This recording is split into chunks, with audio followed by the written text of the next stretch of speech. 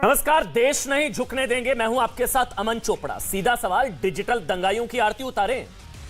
जिस दंगा ब्रिगेड ने त्रिपुरा के बहाने फिर देश में सांप्रदायिक आग भड़काने की कोशिश की, आरती उतारे उनकी।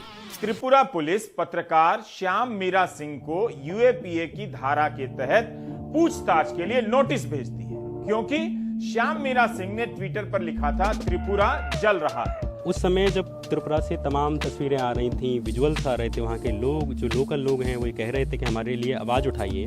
और इसी मामले पर वहाँ की हाई कोर्ट ने, त्रिपुरा हाई कोर्ट ने इस मामले को लेकर स्वतः संज्ञान लिया और सरकार से कहा कि इस मामले में आप क्या कर रहे हैं और त्रिपुरा में क्या हो रहा है। तो आप देखिए कि जो बात इस देश की हाई कोर्ट कह रही है, वही बात अगर एक पत्रकार कह देता तो उस पर यूएपी लगा दी गई। ऐसे डिजिटल दंगाइयों की पूजा करें, इनकी आरती उतारें, मेडल पहनाएं, या आतंक विरोधी कानून लगाकर इन्हें तुरंत जेल में घुसने की जरूरत है। एडिटर्स गिल्ड ने आलोचना की है कि जांच के स्तर पर इस तरह की सख्त धाराओं को लगाने का यही मतलब है कि पुलिस असहमति को कुचलना चाहती है।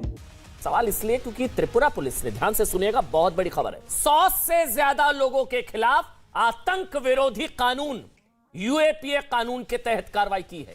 यूएपीए पत्रकार श्याम मीरा सिंह के साथ साथ 102 लोगों को यूएपीए के तहत नोटिस दिया गया है। सुप्रीम कोर्ट के वकील मनोज और एहतेशाम हाशमी त्रिपुरा गए थे फैक्ट फाइंडिंग टीम के साथ। हमने कुछ भी ऐसा पोस्ट नहीं किया जो हमने नहीं बोला, हमने अपना बोला हुआ पोस्ट किया।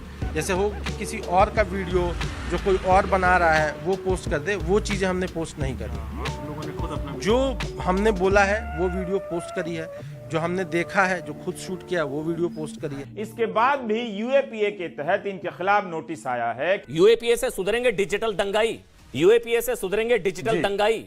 त्रिपुरा पुलिस को बताना चाहिए कि जिन लोगों पर दंगा फैलाने की धाराएं लगाई गई हैं, क्या उनके खिलाफ भी यूएपीए लगा है। हमारे सहयोगी रतनदीप ने अपनी रिपोर्ट में लिखा है कि ऐसे लोगों के खिलाफ यूएपीए की धाराएं नहीं लगाई गई हैं। डिजिटल दंगेबाज, यूएपीए ही इनका इलाज। यूएपीए के बारे में आप कितनी बार खबरें पढ़ते हैं, अदालतों की टिप्पणियां पढ़ते हैं, लेकिन इसके बाद भी आप देखते हैं कि वही कहानी दोहराई जाती है। राज्य की मशीनरी को लगता है, और यह सही भी है, कि आप भूल जाते हैं। जैसे आप इसी साल जून की इन तस्वीरों को भूल गए होंगे जब नताशा नरवाल, देवांगना कालिता और आसिफ इकबाल तन्हा को कई हफ्तों की जेल के बाद जमानत पर रिहा किया गया। दिल्ली हाई कोर्ट को भाषण में कुछ भी भड़काऊ नहीं मिला। कोर्ट ने यह भी कहा, हमें यह कहना पड़ रहा है कि ऐसा लगता है कि असहमति को कुचलने की बेचैनी में राज्य की सोच में प्रदर्शन करने के संवैधानिक अधिकार और आतंकवादी गतिविधियों के बीच अंतर की रेखा धुंधली हो गई है। अगर इस तरह की सोच को और बढ़ावा मिला तो वह हमारे लोकतंत्र के लिए एक उदास दिन होगा।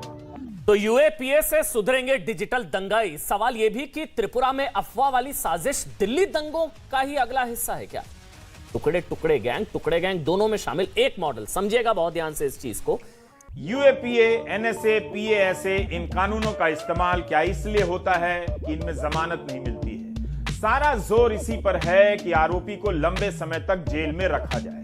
अगर वो राजनीतिक विरोधी है या राज्य की सत्ता को उसका चेहरा पसंद नहीं, तो यह कानून सबक सिखाने का सबसे आसान जरिया बनता जा रहा है। पत्रकार सिद्दीक कप्पन और उनके साथ गिरफ्तार हुए अतीकुर रहमान, मसूद अहमद, मोहम्मद आलम 13 महीनों से जेल में। हाथरस में बलात्कार की घटना को रिपोर्ट करने जा रहे थे।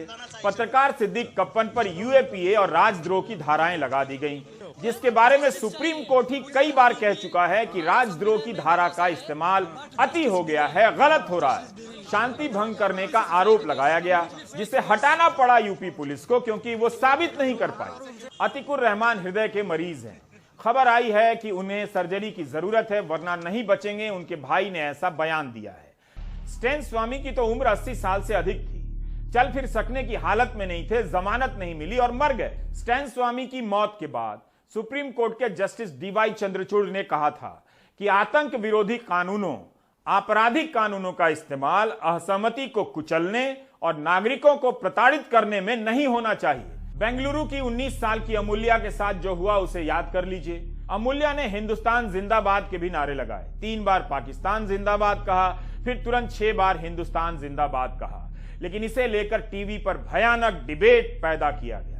उसके घर पर हमला हुआ, अमूल्या गिरफ्तार कर ली गई, 4 महीने तक जेल में रहने के बाद जमानत मिलती है। अब ध्यान से सुनिए, बेंगलुरु पुलिस ने 90 दिनों के भीतर चार्जशीट तक दायर नहीं की, इसलिए जमानत मिली। कई भाषणों में कुछ नहीं होता, फिर भी उन्हें शांति के लिए खतरा बताकर किसी को महीनों जेल में बंद कर दिया जाता है। डॉक्टर कफील खान का केस क्लासिक है। इलाहाबाद हाई कोर्ट ने कहा कि अवैध रूप से एनएसए लगाया गया, अवैध रूप से, और सुप्रीम कोर्ट ने भी हाई कोर्ट के फैसले पर मुहर लगाई। कफील खान 7 महीने से अधिक समय तक जेल में रहे। क्या यह अरेस्ट राज नहीं है? जिन भाषणों के नाम पर अखिल गोगोई को महीनों जेल में रखा गया, उसके बारे में कोर्ट ने कहा उसमें कुछ भी नहीं। केरल के एनआईए कोर्ट के जज अनिल के भास्कर ने अल्लन सुएब और त्वाहा फसल को यूएपीए के मामले में जमानत दे दी। इन पर कम्युनिस्ट पार्टी ऑफ इंडिया माओवादी सीपीआईएम से जुड़े होने का आरोप लगा है। इसके पक्ष में एनआईए ने किताबें, पोस्टर और बैनर पेश किए। मीडिया रिपोर्ट में यह भी लिखा गया है कि दोनों पर नोटबंदी और पुलिस अत्याचारों के खिलाफ हुए प्रदर्शनों में हिस्सा लेने का आरोप था। बताइए, क्या नोटबंदी के खिलाफ प्रदर्शन करेंगे तो यूएपीए लगा दिया जाएगा? सुप्रीम कोर्ट ने भी कहा कि किताब रखना या किसी संगठन से जुड़ा होना आतंकी कार्रवाई नहीं है। इनको क्या छोड़ देना चाहिए रहमानी साहब, या यूएपीए ही इनका इलाज है? तस्लीम अहमद रहमानी। इन कानूनों का एक ही इस्तेमाल रह गया है, आतंक का भूत फैलाकर आम आदमी को जेल में सड़ा दो। अखिल गोगोई का मामला हो या अमूल्या का, कफील खान का या दिशा रवि का, यही बार बार सामने आ रहा है कि सत्ता का मकसद एक है, सबका मालिक एक है।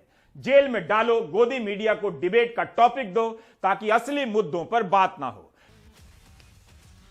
देखिए अमन जी, पहले तो मैं न्यूज़ 18 और आपको धन्यवाद दूंगा कि त्रिपुरा के विषय में आज डिबेट कर रहे हैं। अमूमन नॉर्थ ईस्ट के विषय में हमारे देश में कम डिबेट होते हैं। अच्छी बात है कि आप एक बहुत महत्वपूर्ण विषय में डिबेट कर रहे हैं।